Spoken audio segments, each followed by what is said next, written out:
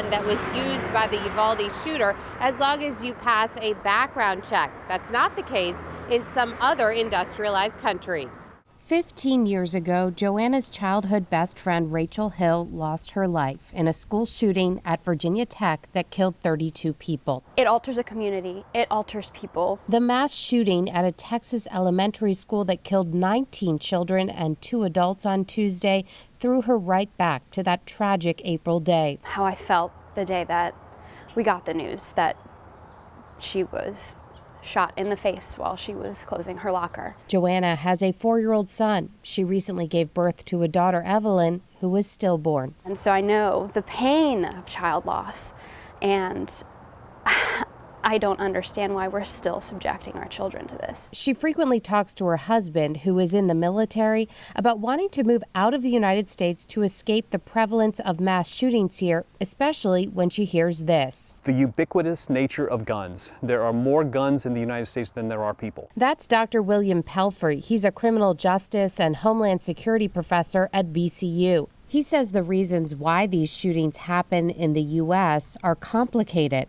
Among the possibilities, the ease of getting guns here, including semi-automatic assault rifles like the one used in Texas. In the United States, we place very few restrictions on who can get a gun. We also make it easy to buy lots of guns. He says other first world countries like England and Australia have gun policies that are far different from the U.S. You can't buy mass quantities of ammunition. You can't buy the kinds of guns that we have seen affect the mass shootings that have plagued the United States for the past 20 or 30 years. Also, America's mental health care system. This study conducted by the Commonwealth Fund in 2020 found the United States has one of the highest mental health burdens among the high-income countries studied, but its structural capacity to meet those needs was relatively lower than the other countries.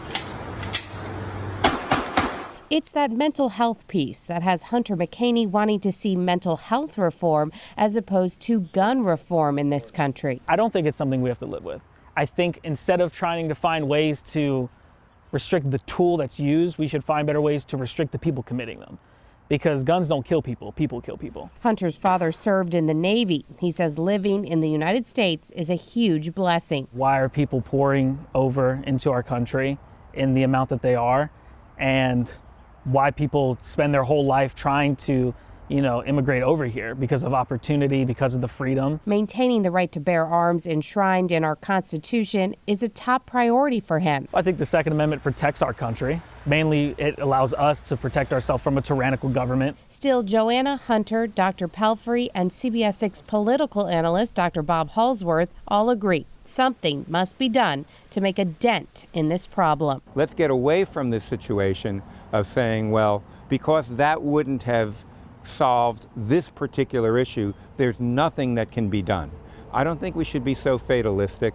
I think we should have some optimism in our own capacity to solve problems, or at least to make them better. Hunter says he would support a law, something similar to our alcohol laws that require you to be 21 years of age to purchase alcohol. However, he says there would need to be exceptions for hunting. Working